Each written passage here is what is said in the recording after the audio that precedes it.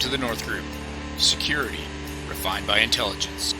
We're here to spotlight the best practices and critical safety and security issues in today's world and provide actionable strategies that you can implement into your day-to-day operations. From the individual to organizational level, our goal is to improve your risk management and response capabilities. Thanks for spending time with us today, and here's your host. Good morning. Welcome to TNG's podcast, June 19th. We have a great guest on today. I'm Steve Hernandez, your host, and our guest is David Harvey. Dave, why don't you go ahead and introduce yourself? Good morning, Steve. Thanks for inviting me here. Right now, I am a consultant, which means I do what I want to do when I want to do it in consultant terms. But previous to that, I was the director of the Michigan Commission on Law Enforcement Standards. Did that for about 7 years. And I also worked for a couple of nonprofits. Have done a little bit of traveling with them and a law enforcement nonprofit. Prior to that, I was a city manager for the city of Garden City. And prior to that, I was a police chief at a couple of places, Metro Airport being one. And then most of my career was spent for the city of Garden City as a police officer. And then I retired there as a police chief. And prior to all that, going back to the start, I started out in the United States Army as an MP and was blessed to have an awesome career in the Army and did a lot of training, a lot of schools, a lot of good work. And I was also a military police investigator. And actually went back into reserves sometime after I got out and did a little bit of that and was attached to a CID unit. So law enforcement's really been my life, public service, so to speak. And the consulting I do today is all involved in law enforcement training. I'm doing some leadership schools for law enforcement. And I've done some traveling abroad, doing some things for police in Colombia and Nigeria and Kosovo, to name a couple. So I've had an awesome career in law enforcement, and like I said, still doing it as a consultant. Now, Dave, we're going on how many years of knowing each other here? 8, 9? Yeah, probably closer to 10, somewhere like that. I met you at MCalls, certainly. Been a while. Yeah, it's been a great relationship. We've really gotten to know each other and became good friends over the years. And you know, your experience within law enforcement and executive level management is just second to none. So, well, we're going to go through some questions, Dave. First question I really wanted to ask you here was, based on your extensive experience in law enforcement, what is your opinion from a leadership standpoint on the response or lack thereof from government officials with everything we're dealing with right now, from riots to looting to uncertainty to COVID? I mean, we just had a crazy 6 months of uncertainty in North America. And I think one of the biggest issues is law enforcement and in the way that they're being treated and demonized. And I really just want your opinion on the response from a leadership standpoint. Sure. You know, I'm actually running a summit for the Michigan Association of Chiefs of Police coming up in September. And this is going to be the topic, is what did we learn? And originally it started out with what did we learn through COVID? The summit's taken on now, and what did we learn with COVID and what did we learned with all the protests, and what do both have to do with each other? And that's going to be just my point, is that these are all tied together. We're not going to have a summit just for COVID and a summit just for the protests and all the issues that emanated from what happened in Minneapolis.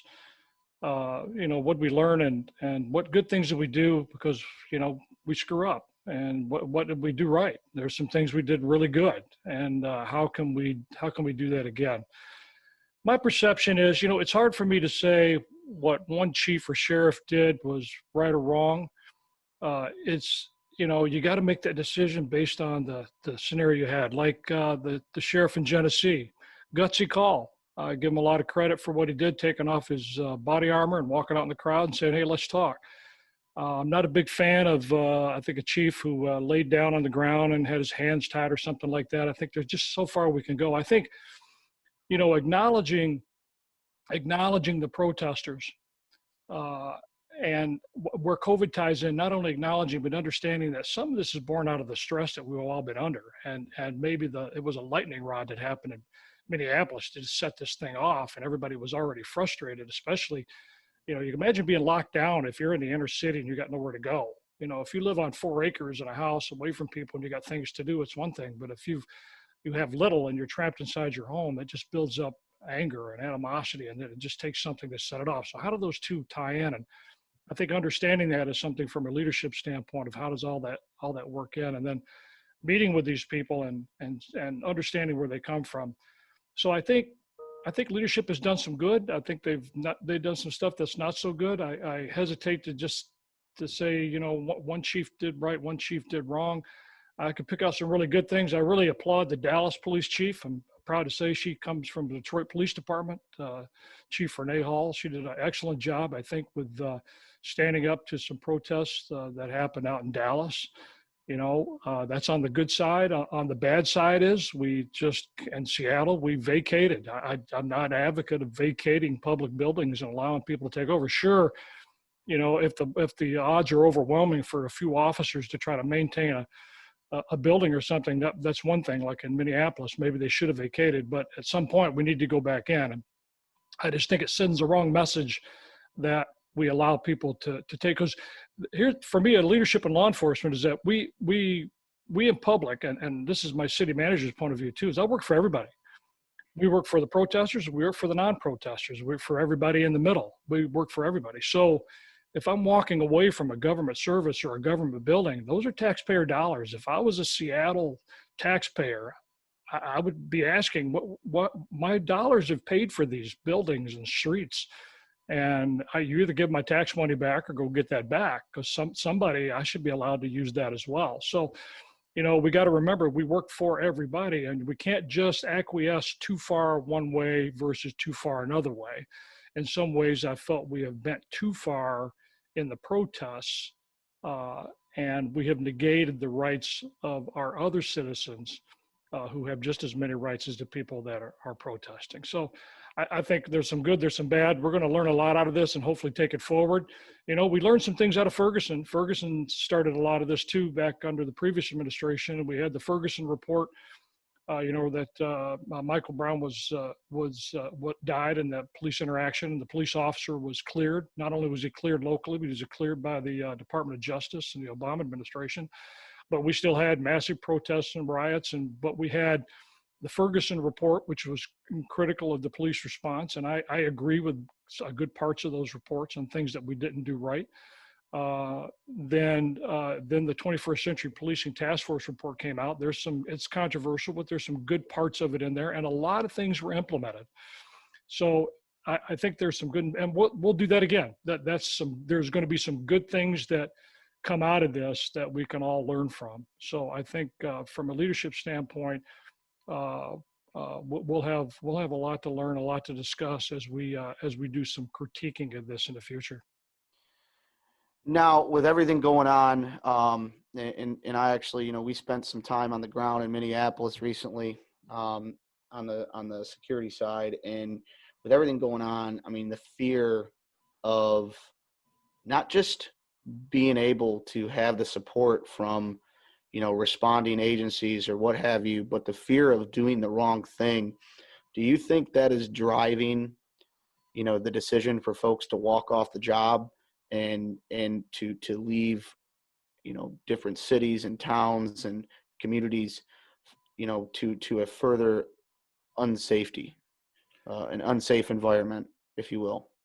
Well, absolutely. I mean, if you don't believe that the people, your leadership, are going to support you if you make a mistake. I mean, look at it this way. A doctor makes a slip with a knife, cuts your colon, and infection runs through your body and you die. The surgeon's not charged of the crime. They're sued probably, and somebody's probably going to get some money out of that, and rightfully so.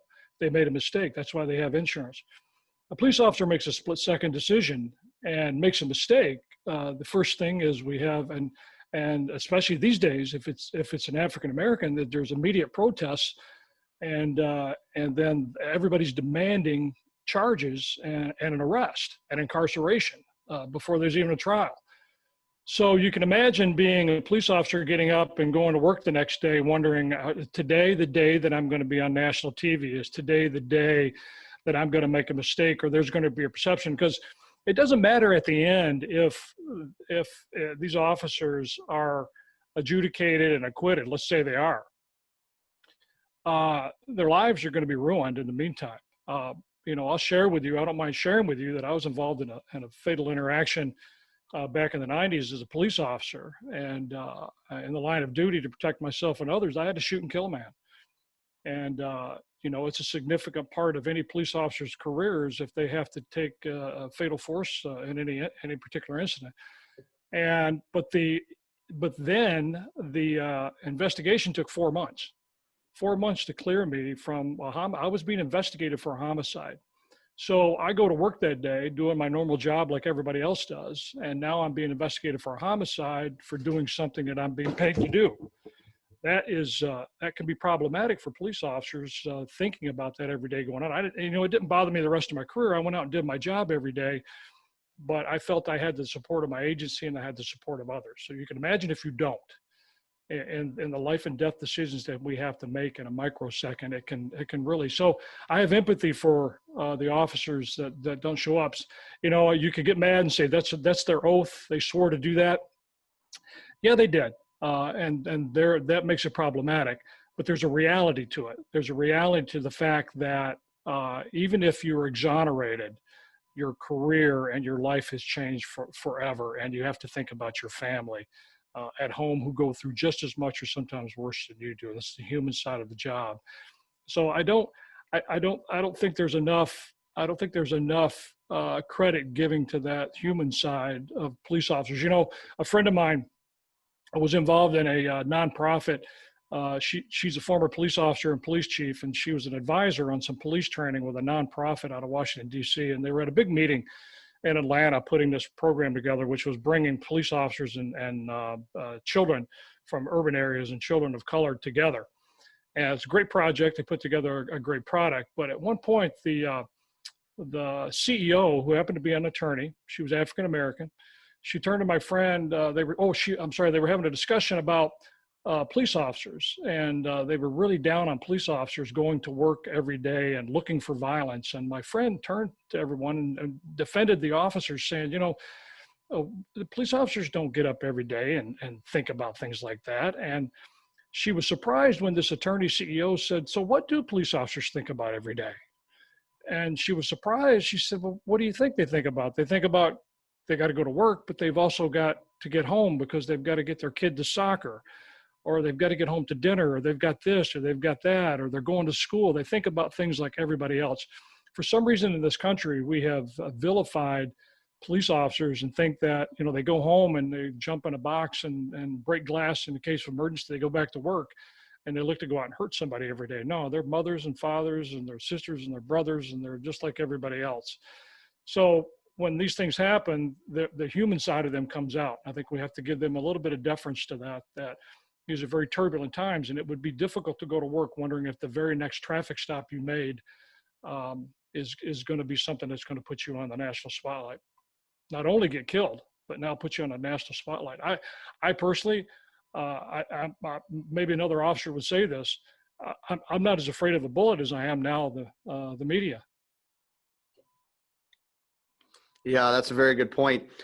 The media has definitely fanned some flames here. Do you think that the current situation with all the unrest and the uncertainty before that is reflective of the original intent of the protester body?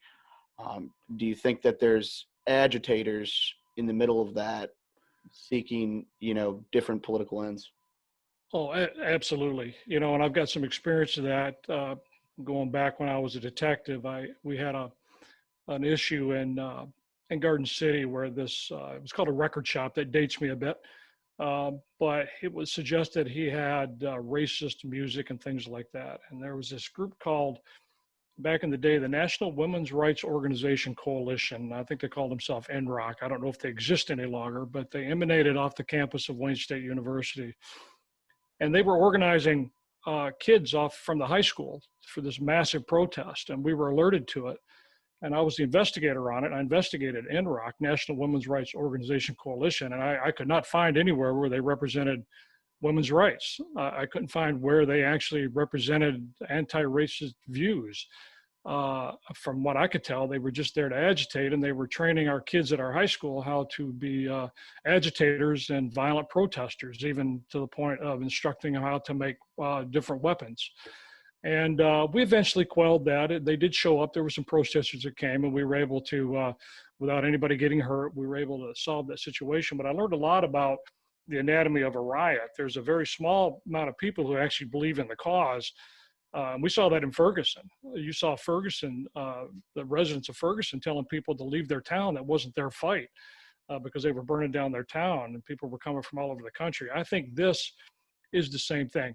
Because, you know, it's easy for me. I could argue stats all day about the original intent. You know, I could argue the stats and say that more white men are killed by police officers than there are black men. Then the opposite is going to be that while there's smaller percentage, 12% African Americans in this country, and the percentage of black men killed, just it doesn't equate. It's too high compared to the number of white men and Hispanics.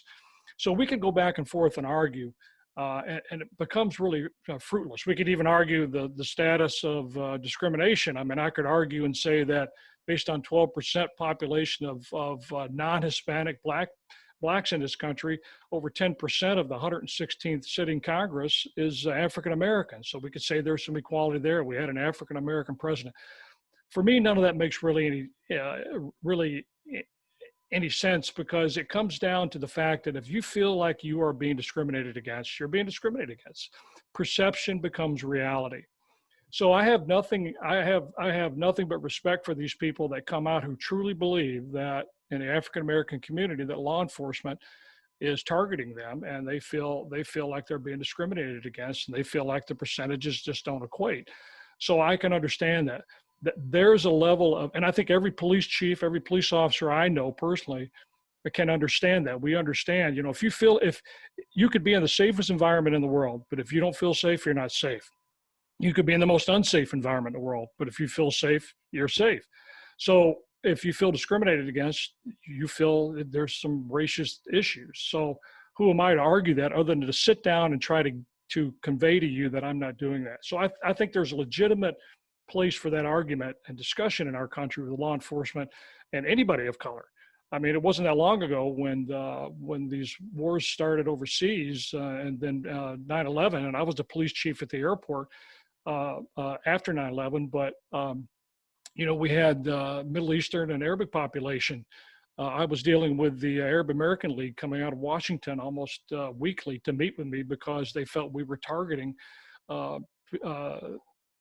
people in the Arabic community with searches, and we used to do random searches. But you know, I could argue back that there was a large population. One of the largest populations of Arabic people is in the city of Dearborn, and they fly a lot.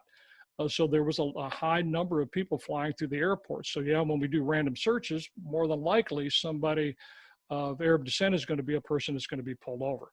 But, you know, I could make those arguments all day. They still felt like they were being targeted. So I tried to start a conversation to try to show them, here's why we're doing this. Here's why we're doing it. Here's the procedures that we have. We're not targeting anybody of any particular race, creed, or color.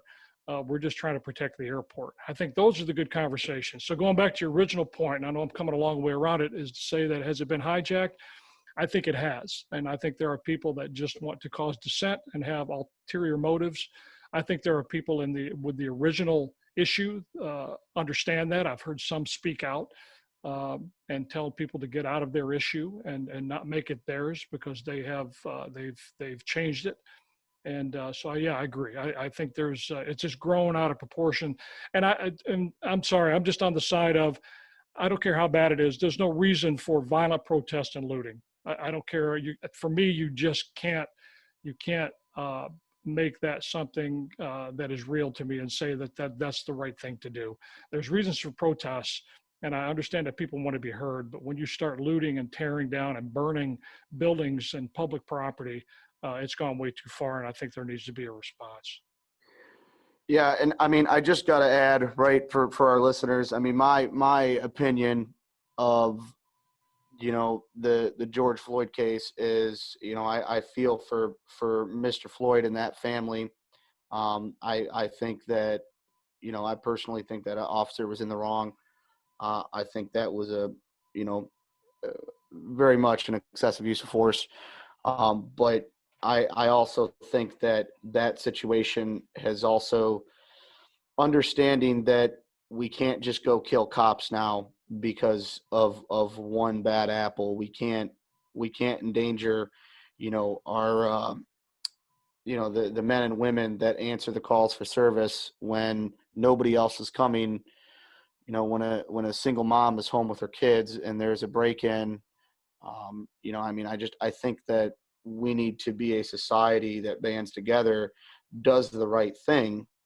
But I guess the next question I would have, when you get into talking about defunding the police, I mean, we saw a precinct in Minneapolis get overrun, and they gave the precinct up. They literally had helicopters out there removing officers from the roof of the precinct. Um, how could defunding the police affect response by law enforcement to the community and quality of life? I mean, where's the quality of life there, that we guarantee in America if we defund the police? Well, that's, the first is the definition of defunding. And I think there's many out there. There are people that just don't want the police to exist. That's interesting. And then there are people that want to reduce the budget of the police and redirect those funds. And those are two different things. And I think both have been lumped into this defunding thing. And I tend to be a little more conservative, but I've seen some liberal Congress people come up with some things that sound pretty reasonable to me. But for me, here's the issue. So you take money away from law enforcement. Let's just not call it defunding, but you reduce the budget of law enforcement. I've run several police departments and I've run a city. I know very well how the budgets work. 80% of any community's budget anywhere is going to be in personnel.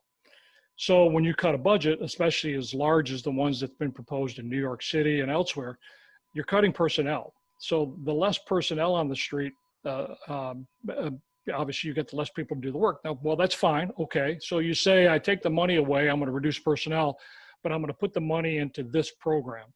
Well, that program's got to equate somehow to be able to reduce the number of people you need on the police side to respond to the issues you're trying to resolve. Some of these social programs that have been proposed, you can take decades to put into place. In the meantime, there are people asking for service. So we can get rid of all the proactive things we do with law enforcement and put as many people as we can back out on the street, but you're still going to have a reduced number of police. And then there's the financial side, and nobody likes to talk about this. But it's been this way forever, and we get accused of it in law enforcement all the time of policing for revenue, and it comes back to traffic tickets. Well, that's the model we have now. We've gotten away from forcing people to write tickets for revenue and having quotas and all those things. Maybe there's some agencies that do that, but generally speaking, we try to get away from that because it just, it doesn't equate well with the public. Frankly, I think it's one of the things that's probably changed the relationship with the public and the police the most was the invention of the car, and then somebody had to police the roadways and write tickets, and we came up with this system of tickets and fining, and it certainly changed, I think, how people think about policing because we take the everyday person motorist and we turn them into, at one time, was a criminal because a traffic ticket used to be a misdemeanor violation you could arrest for. Now they're just called civil infractions. But nonetheless, that's the system we have today. And the money that comes in from those traffic tickets funds a lot of things, including our courts. A lot of people don't understand that the flow of money that comes in through a community, like say Garden City, those funds go into the court system. If the court system is underfunded, then the city by charter has to make up the money that the court's underfunded. And I know the judge in Garden City used to take some of that money and put it into social programs. He was big on not putting too many people in jail. He didn't want to put a lot of people in the county jail, so he came up with work release programs, which I thought were good. I commend him for it. But when the budgets got cut, when we lost police officers, we went from 48 police officers, I think, down to the high 20s. We lost a lot of traffic tickets, probably a third. Well, that was lost revenue. The first thing that went in the judge's budget was the work release program, and more people started going to jail. There was a budget in the police department for housing of people in the Wayne County Jail. That tripled or quadrupled because he had to start putting people in jail instead of work release program. So it's all connected. Then MCOLS, Michigan Commission on Law Enforcement Standards, called Public Act 302 funds. Funds come in from traffic tickets that go into that fund that come back around to all police officers in the state of Michigan for training funds. So you have less police officers, you have less tickets, you have less fines, you have less money for certain social programs, and then you have less money for police training. And you've already seen legislation come out. I think the Governor Whitmer has proposed, and the legislature has proposed mandatory training and things like de-escalation and all that. That all costs money. So what I'm trying to get across to you is that everything is connected. It's not just easy to say we're going to take money away from law enforcement and put it here. Okay, there's a cause and effect. When you do one thing, it's going to cause an effect on the other. If you understand that and are ready for it and plan for it, then I think it's okay. I'm not totally against reorganizing how we do law enforcement in this country, but it has to be done in a slower, more methodical way to understand that when you do something like take money away, like take police officers off the street, there's going to be a price to pay somewhere else. And that's what not enough thought is being put to at this point.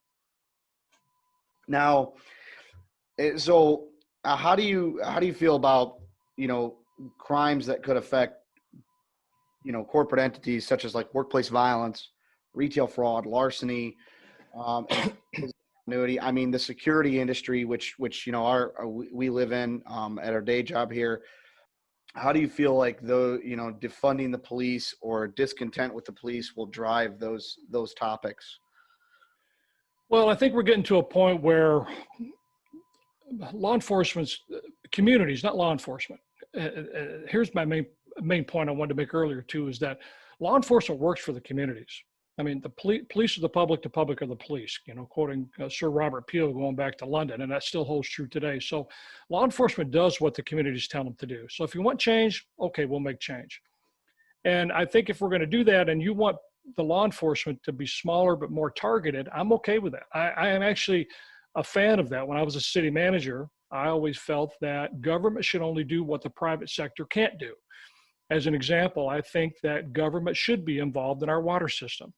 I don't mean to bring up a sore subject about Flint, but we can see what can happen with the water system if it's not maintained properly and things like that. I don't think that should be out in the public sector where profit is a motive. I think some things government should do and have to do, and public safety is another one that we should stay into. However, we only have so many resources. So if we target our resources of our law enforcement to the more major things and not be worried so much about security. Like I went to a lot of runs and did a lot of things in crime prevention to help organizations, businesses, residents understand how to secure their residents better, and spent an awful lot of time doing that. And we spend a lot of time doing that in law enforcement. Maybe that's something the private sector should be doing. Maybe something like a TNG with corporations, that they're going to have to turn to people like you to secure their businesses. And not depend so much on law enforcement. I saw that in some of my travels. I noted in Nigeria, I was working with the Nigerian police and the local Lagos police. Nigerian police obviously had authority. They were like a federal police all over Nigeria, and then Lagos had authority in certain areas, restricted areas within Lagos, and restricted duties. A lot of it was quality of life stuff and traffic control, things like that. But they didn't do a lot of just general responding to businesses for minor things. And I noticed that most businesses had private security. Even the smallest of business had a uniformed guard standing out front.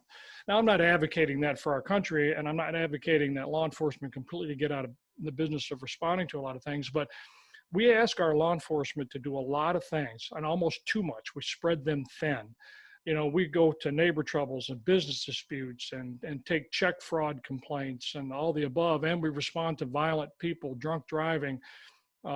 We do an awful lot of things that maybe we shouldn't be doing. And then we can get into the issue of mental health, how much police officers have to deal with people on mental health. So we're spread pretty thin.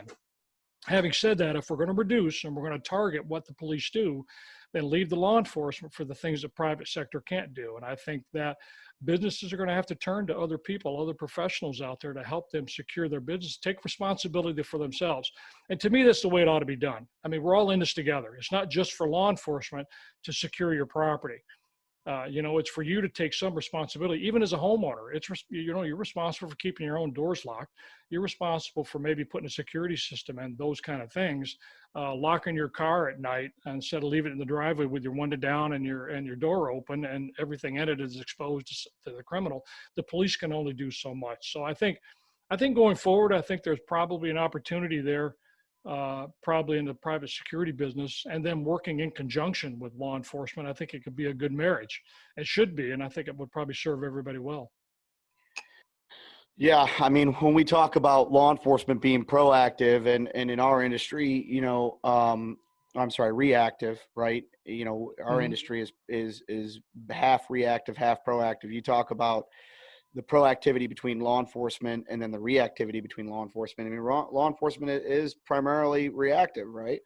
Yeah, it really can't be any other way. It's kind of hard. They want us to be proactive and get out there and prevent crime. But when you're handling run after run after run after run, there's some precincts and even some agencies, even in Garden City. I started off my day on the afternoon shift with 4 runs already backed up from the day shift.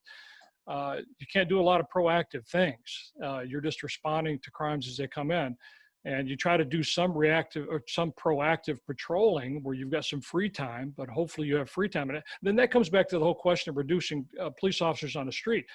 If you want police officers to prevent crime, they have to have some free time to patrol. They can't be going from run to run to run. They've got to have time to drive down an alleyway, to look into windows, to on the midnight shift check and see if somebody's busted out a window or if somebody's driving suspiciously somewhere. If they don't have that kind of time to do that, if you reduce the numbers, then those kind of things are going to exist. So then you're going to have to turn to somebody else to do it, because the police are going to continue to be just reactive, take the report, investigate the crime, and be there for the major incidents. And somebody else is going to have to protect your property. Do you think that there's a situation where a good community risk management plan, both business government continuity, could play into a safer streets in collaboration with public-private partnerships? I think so. I think, it's always difficult when let me back up and say that when I was a city manager, I had a lot of public-private cooperate in a lot of different areas. We had to. I was a city manager from 2004 to 2010, some of the worst economic times we saw back then. And it wasn't were we cutting money out of the budget? It was how much every year, and how do we keep services? And I had to turn to private partnerships to make those things happen all the time. And we've resisted doing that in law enforcement and a lot of the public stuff. Some of it for good reason, but I think there's a point where we can and understand that law enforcement can't be the best in security. We may not have the time, we may not have the ability to do just security. So can we partner with somebody else and learn from each other on what we need? And I think there definitely is some opportunity there for both sides to work together. And I think there's some abilities there. And I think it's going to be needed, especially with the reductions. We call it the defunding, but reduction in budgets and less people. I don't think there's any other alternative. We're going to have to do it. It comes down to something as simple as cutting grass. When I was a city manager in Garden City, I was looking to cut my budget. I didn't want to lay people off, but I had to find other ways to provide services. So we weren't hiring people to replace people. So I started looking around at services that somebody else could do, like cutting grass. Why am I paying a high-priced person in my city to cut grass when I need them for larger functions, like our water system, which is something that really scared me back in the days, was our water system. And can I put people there and have them hire trained to do those? I can privatize grass cutting, exactly what I did. Turn some facilities like the ice rink over to private people to operate rather than have the city operate the ice rink. Try to keep all the services, but work in conjunction with other people. And I believe there's some avenue for that in law enforcement and public safety. How do you feel that, because this is something that I know a lot of our listeners will wanna dive into, but how do you feel that private security um, will be augmented with a budget crisis in law enforcement? Well, when I was at MCOLS, Michigan Commission on Law Enforcement Standards, back in probably the early 2000, probably 11, 12, 13, there was an initiative to allow private policing, to allow private entities to hire their own police force. Now, MCOLS has been against that, and probably still are today. But there are examples of that around the country. I believe it's North Carolina. A business is allowed to form their own police department. I know some of the issue is now, are you policing for profit? What kind of policing do if I have a major incident and I have no overtime budget left, but I have to work, my officers 24 hours around the clock because I have to for public safety, then, it doesn't matter that I don't have an overtime budget. I've got to find the money. Something's going to give somewhere else. Could a private policing say, well, we don't have the money, so we're not going to do that? I don't know. I mean, I'm being a little bit absurd, but those are some of the arguments that people have against private policing. Now, we kind of have that a little bit in this state, where we have some colleges and universities that have law enforcement agencies. And some people would say that they're not typical law enforcement. Well, they are. They do just as much law enforcement as anybody else. We've had, in fact, unfortunately, the last couple of years, we've had a few campus police officers killed in the line of duty because they can be some violent places. So they are very much law enforcement. That's kind of a model where it's not a jurisdiction. It's not a city of whatever or a village of whatever or the state of whatever. It's now a public university. Now, in the state of Michigan, only a public university can have a police department, like a Michigan State University, Wayne State, University of Michigan, because it's a public entity. Under the rules at MCOLS and the state, if you're a private college, you cannot have your own police department. So the argument's always been, well, why can't they? Why can't they have their own agency? It may be something, I haven't been the hugest advocate of it, but it may be something we have to start looking at again. That maybe there's a different model to where it's security, maybe a higher level of security. We do have something like that in the state. We have a thing called Public Act 330, where entities can have a Public Act 330 security agency where they have a higher level of a level of arrest authority other than a regular citizen, and then carry firearms, but they're not quite police officers. We have a few of those around the state with some corporations. But we might have to start looking at that and maybe increasing the duties or the authority of those security agencies. It may not be whether I like it or not like it. It may be something we have to do. Yeah, absolutely. And I think that from the private sector standpoint, right, is risk mitigation, drives prevention.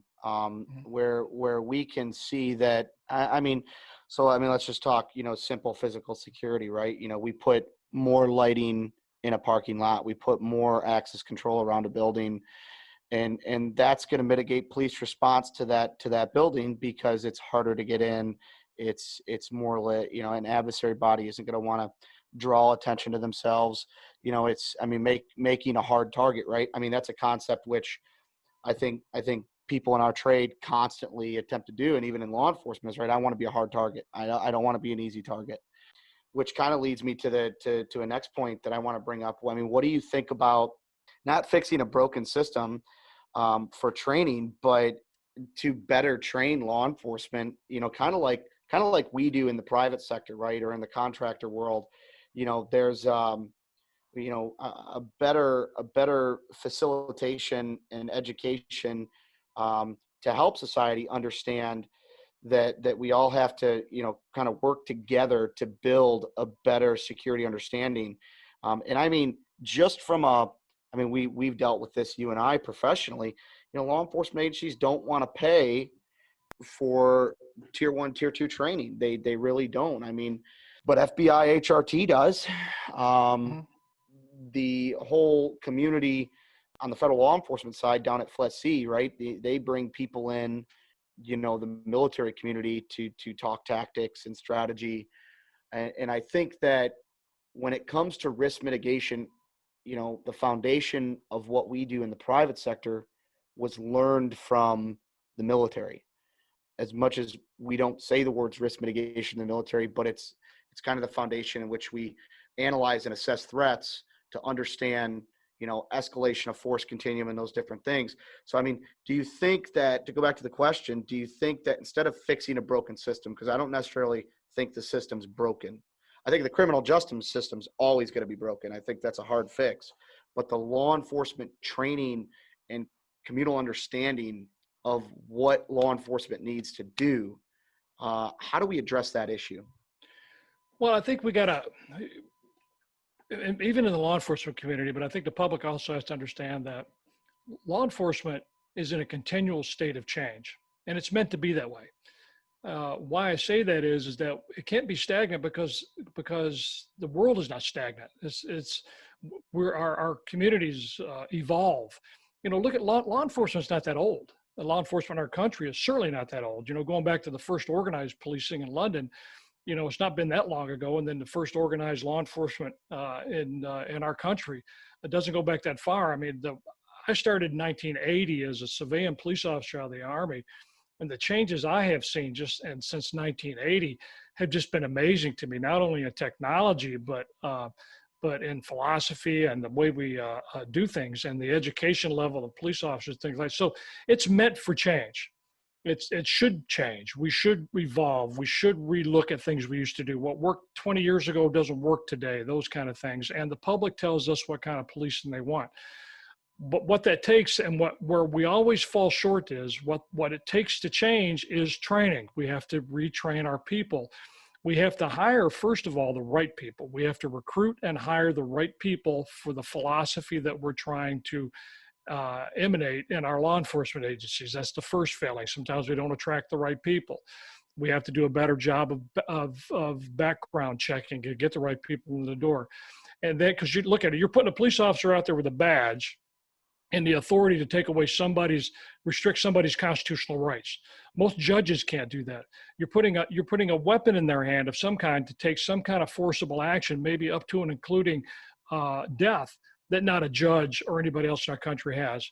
And we give that to a person right out of the academy who's 22 years old. That's a lot of authority. That takes a lot of training. And it takes a lot of money. It takes a lot of continual training. But the first thing that is cut in our country is training. Michigan Commission on Law Enforcement Standards had 28 people when I took over there in 2010. 2010. And when I left, we had 18. They have 13 people now. And I just noted the other day, we knee-jerk everything. All of a sudden, there's more de-escalation training. There's more this training and that training. Well, a lot of that training is already being done. I appreciate the legislature and the governor wanting to take some kind of action, but a lot of things that they already have offered in their bills has either been tried or has been offered. The one failing is nobody attaches any money to it. So but if they throw money at it, then there's no money given to the community to send a police officer to training.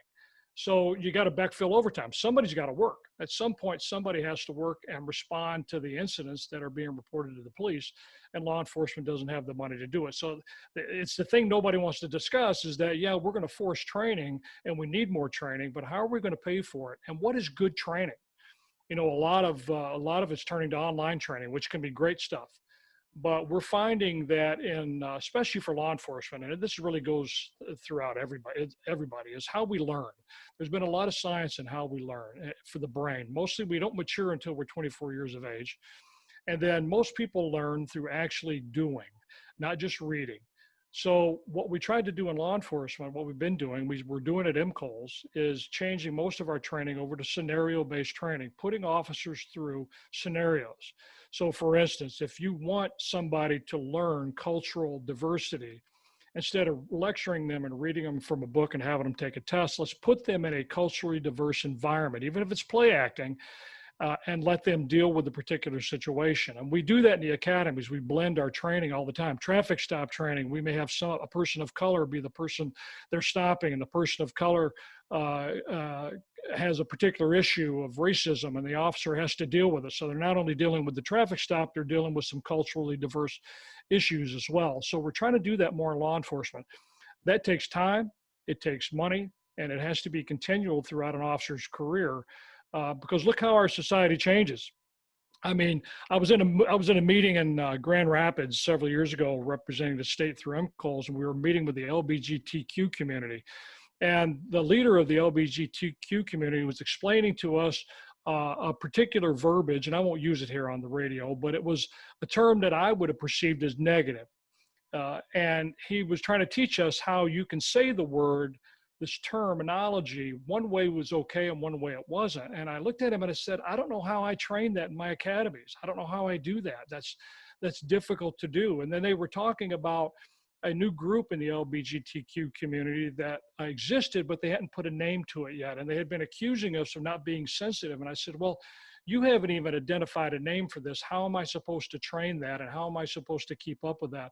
How about we just be respectful of each other, apologize if we use the wrong verbiage or language, and then teach us and we'll move on. But it takes money, it takes time, it takes persistence, because it's an ever-evolving, changing environment. So I think what we need to do in my mind, kind of coming back to your question, Steve, is we need to narrow the focus and scope of what law enforcement does. And there are other things that I think we can work with private sector to do the things that we maybe can't do or shouldn't be doing. And maybe that is physical security. You will come in and take the report after you've been broken into, but you need to turn to maybe private sector to help you keep from being broken into again. What can you do to limit that risk? And let us handle some of the other stuff, be the reactionary force, and let the security be the proactive force. So I think there's some room there for that. Because honestly, I've seen this come and go. We're not going to fund it. We're going to demand it, but we're not going to pay for it. And that's a failing of our government. Well, and I think, we talk about terms like, combat mindset, warrior mindset, right? And when you have, coming from, the culture of a protector, right? Someone that, signs up to risk my life for, a client that I barely know. It's interesting because not everybody can develop that sound mind to analyze threats, compartmentalize threats, assess them, and then do their job, right? I mean, I'll say I've got an opinion, right? The officer in the George Floyd case, there's some footage of him. He looks gone to me. He looks like he's been on a 19-hour shift and he's just gone. And I think that. And I had an interaction recently with an agency where we were working, and I won't state any names or names of the agency, but got to meet one officer, and he was just angry, and he was tired because the department is telling everybody, hey, you got to work overtime. Hey, you got to be here. Hey, there's threats against law enforcement. People are shooting at the precinct. All these things. And you could just tell this one officer that I had a 10-minute interaction with, very nice guy, we're very appreciative that we were there doing the things we were doing, but was just done. His give a damn was broken. And that's a dangerous place to be when one or two of you have to go deal with a possible suicide, suspect or a B&E, and your mindset isn't there. And I guess I'll say, like, when we talk about mindset training, when we talk about conditioning, our mind to deal with threat actors or hostile situations, the culture I come from, right? I mean, we're more hyped up, just hanging out with our buddies. But when it comes time to do work, when it comes time to, throw on a tourniquet or apply pressure to a GSW, or respond to a threat actor, there's this calm that comes over us because that's where we've conditioned our minds to be. And I think there's a lot of law enforcement out there like that. I know a lot. I work with a lot. But I think there's also an understanding on the agency side, and I don't know how you feel about this, where we need to evaluate the stress factors on individual officers. And there has to be a process and a system to do that. Because if we miss that, you're going to have another George Floyd incident. You're going to have multiple incidences where there's an excessive use of force because that guy's just detached with what is going on. And I think placing onus of responsibility back on the criminal.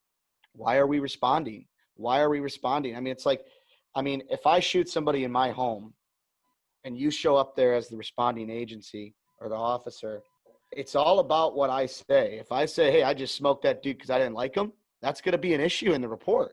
But if I say I was in fear for my family's life, and I was in fear for my principal's life or my client's life, and we were in danger and there was no other avenue of approach, I used the amount of escalation of force that I felt needed to mitigate the situation.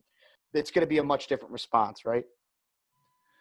Well, yeah, I don't mind sharing. I shared with you earlier that I was in a shooting, and this whole warrior guardian thing, it drives me just insane.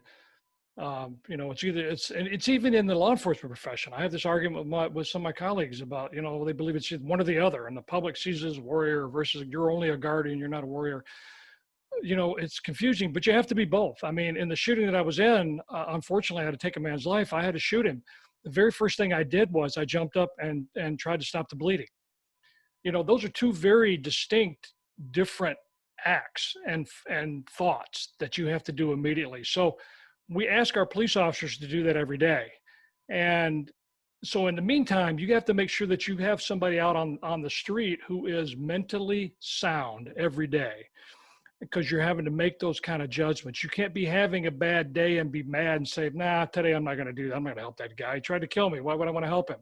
Because it's your duty. You have to go from trying to kill someone to trying to save their life. I wasn't taught that in the military. In the military, we're taught in the military to, we engage the target, we take out the target, we step over and move on to the next target. That's what you do.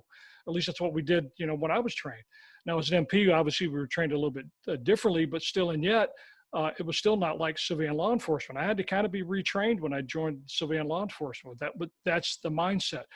So I teach in my leadership classes that for me, the supervisor, think about it this way, Steve. Think about, and let's go back to George Floyd for a minute. Let me make something's clear.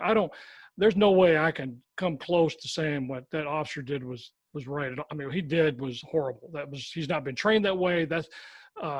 Nobody's ever trained him that way. We never have trained that way in the history of law enforcement. We didn't train that way in the military as MPs. What he did was just wrong. There's no way to. I'm willing to give him a fair day in court, but from what I saw, there's just no way to say what he did was right. So it was terrible, and I don't know what led up to it. But just think about it this way: had there been a supervisor on that street, now they could say the other officers are just as responsible. Yeah, maybe so. Okay, I'll go with that. Think if there'd been one boss on the scene.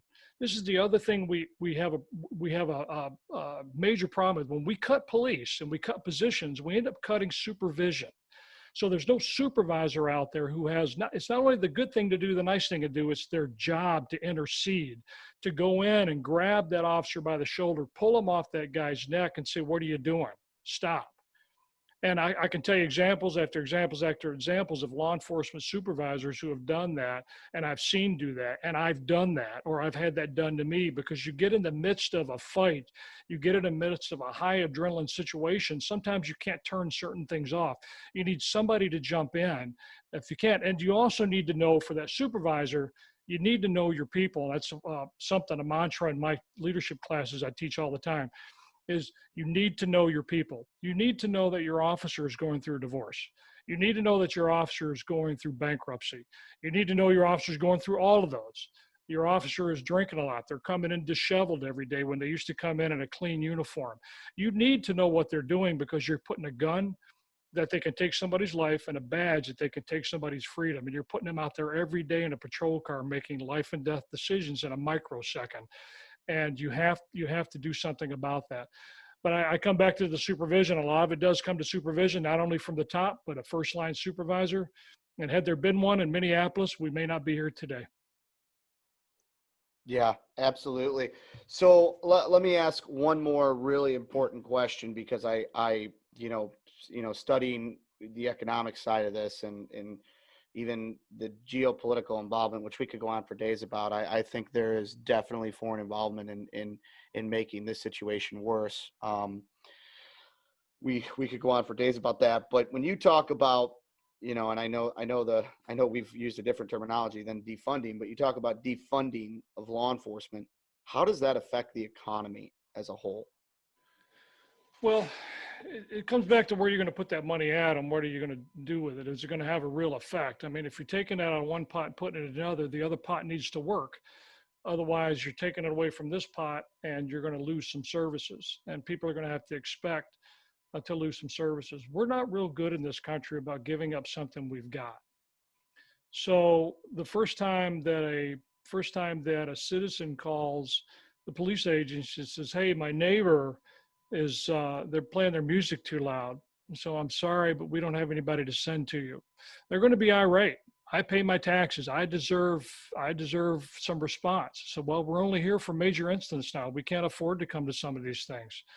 We're not going to do that anymore. It's going to have a major impact when we start, and we've seen that. We've seen this cutting of services. I told you, going back in the latter 2000s when I was city manager, we went from 48 cops to 28 cops in Garden City. And I think we did an awesome job of keeping up with the runs. We did have some things that we couldn't do anymore. And we had to say, well, we can't come out to your accident scene. You're going to have to come to the police department to make that report. People don't like that. We don't like to give up on those things.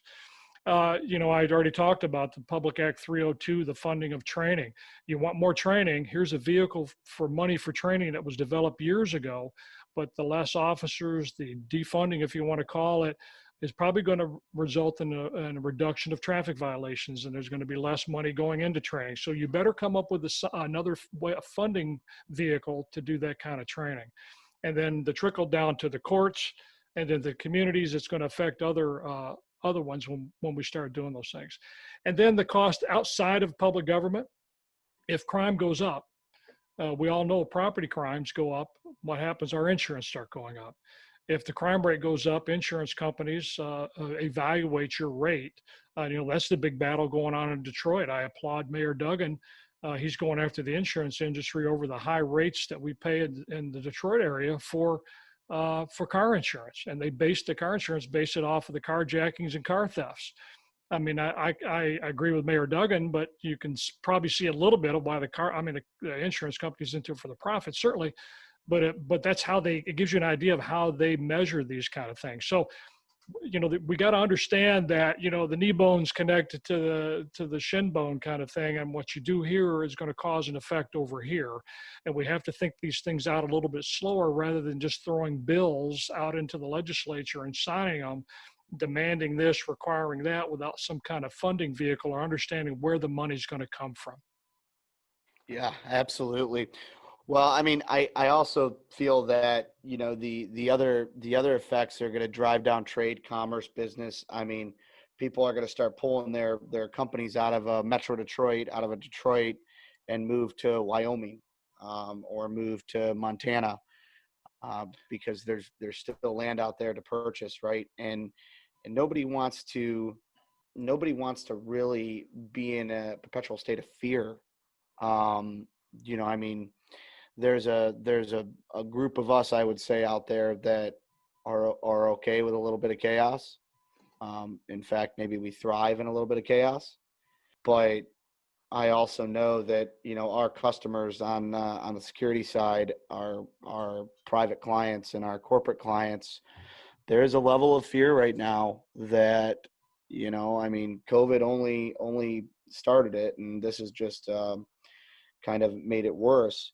I think that what I want to do is focus as a business, right? I want to focus on being part of the solution. And I think that collaborating, coming together, helping with the mindset and the training needs. And I'm not talking about flat range, 25, 50 meter, gun stuff. I'm not talking about any of that. I mean, if you don't know how to shoot a gun, you probably shouldn't be a cop. But I'm talking about the ability to handle threats and pressure. I think that together as a whole, right, there's a communal solution here. There's a solution to where we can say, how can we be better? Because we always can be, right? Mm-hmm.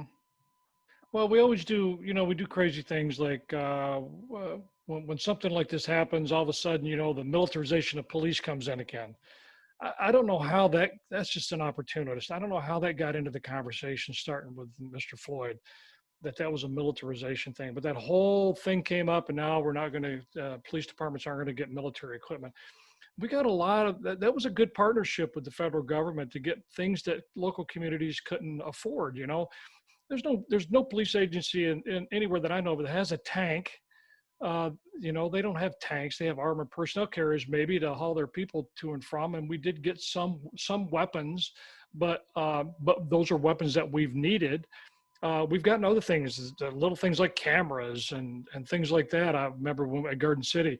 So we always get into these crazy conversations about militarization and when we should actually be working together. And there's an arena for that and for security. It takes everybody. When I was a city manager, I learned this. I thought the world rotated around the police department when I was a police chief, of course. Everybody's worried about crime. Well, what I found out is when I was a city manager that one of my biggest complaints were neighborhood problems. People having an issue with their neighbor doing this, leaving their garbage out too long, doing that, so forth. So were they concerned about crime? Certainly, but not until it happened in their backyard. What they were worried about was what their neighbor was doing. Not to say that law enforcement's not important. Certainly law enforcement's always been that underlying thing. Keep your city safe, and we take it for granted. I always kept telling my people at Garden City, at the police department, we can be taken for granted because we do our job so well, there's little crime. So what's the first thing we want to do when there's no crime? We want to cut the police because we forget that what got us here. But it's not totally the police. It's what I learned as being a city manager, what I was first alluding to is that it takes everybody. So you can't just put all your money into police and nobody else. To have a healthy community, you need a good parks and rec system if people want their kids to do stuff. You need a library. You need to have other good facilities like water. You need to have all these things that make a community, clean streets, plowed streets, all the things that people want to move to your community and not have blight, not have houses that are falling down. People want to live in a nice neighborhood, and a partnership with the school systems. A good school system always helps drive people in with kids, and it keeps a community thriving. So my point is, what I learned at being a city manager it's not just about one thing.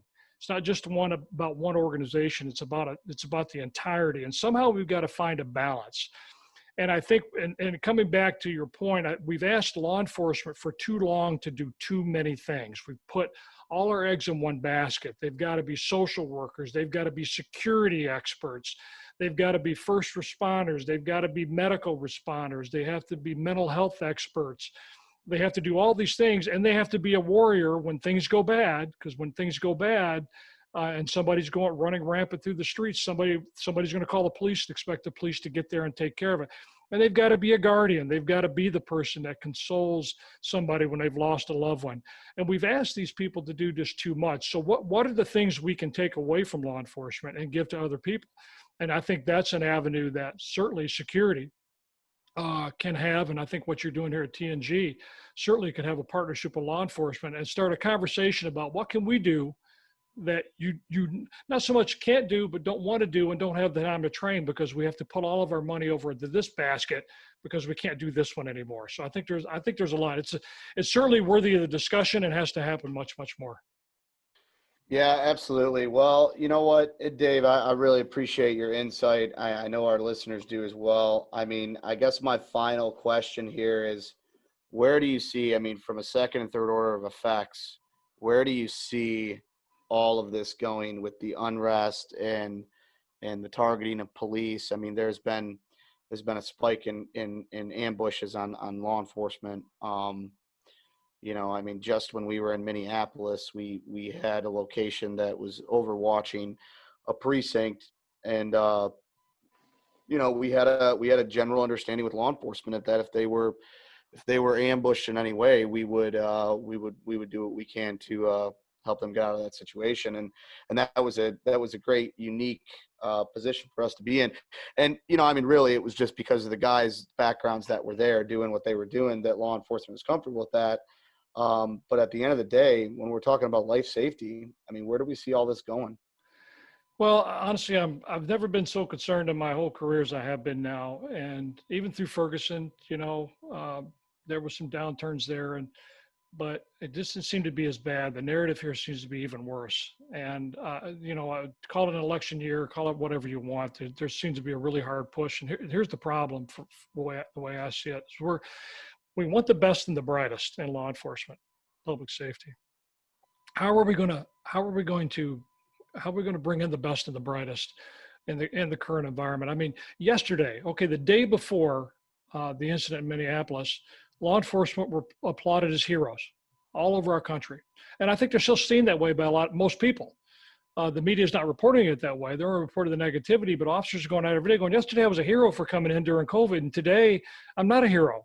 I didn't kill Mr. Floyd. I wasn't involved in it. I wouldn't have done that. Why are you hating me, or why are you trying to ambush me for something that I didn't do just because I wear a uniform?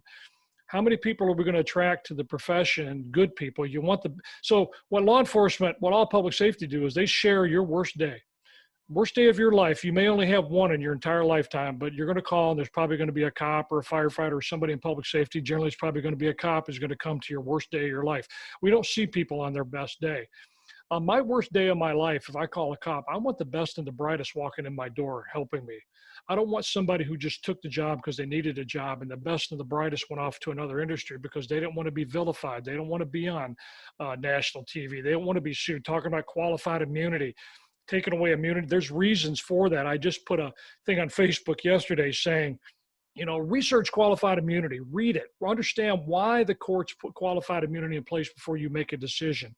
It's not a bad thing for our country as a whole, not just the police officer.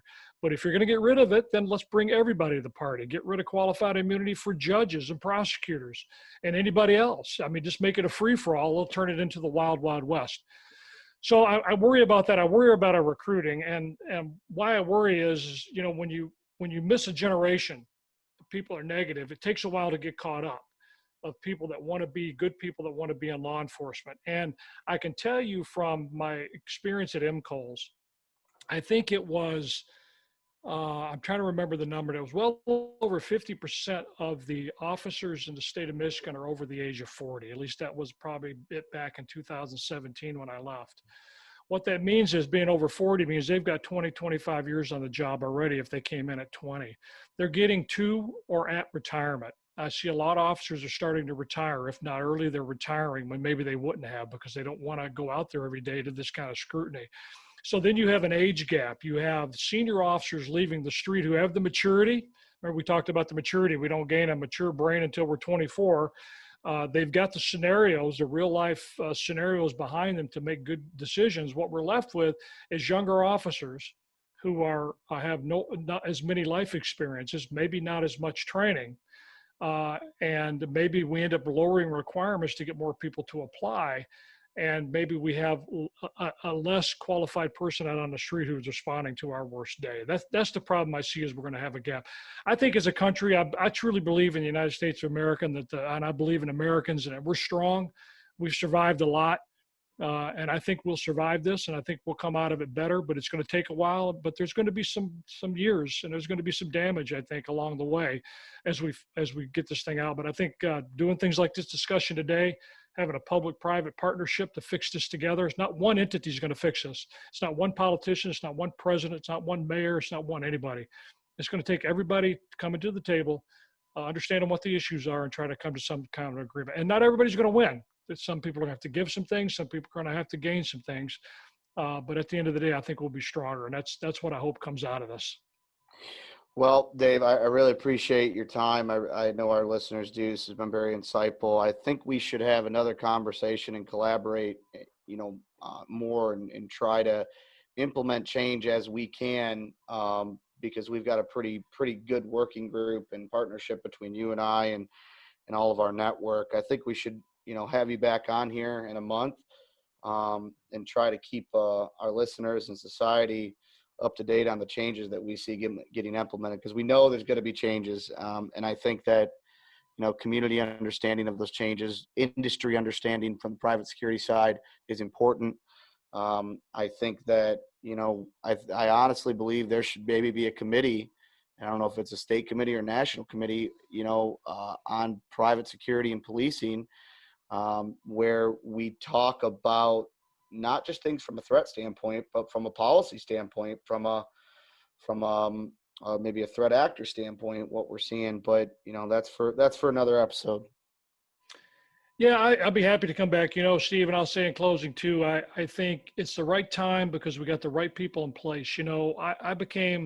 I went into public service, the military, thinking I was going to go in and be a lifer, and I fell in love with law enforcement, and found my niche out in private law enforcement or public law enforcement. But because I want to serve, it just sounds like an adage, but I truly want to serve. I want to help people and make our country better. The people that I see in your industry, and knowing you personally, I know that's what you're about. And knowing your people, I know that's what they're all about. You don't go in the military and do what you do without this purpose to serve.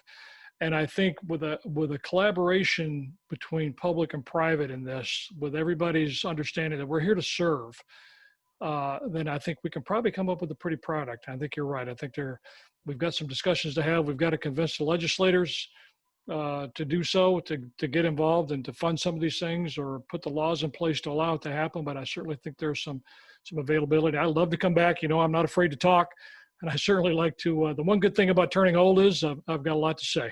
So I'll come back anytime you want. We appreciate your wisdom, Dave. So everybody, thanks for listening to TNG's podcast. We appreciate you. Subscribe, like, share on social media. We're on Facebook, LinkedIn, Instagram. We're on Spotify, iTunes for the podcast. So please reach out to us if you have any questions. If you're interested in being on as a guest, we'd love to have you. And Dave, again, thank you for your time. Oh, my pleasure, Steve. Anytime. It's a wrap.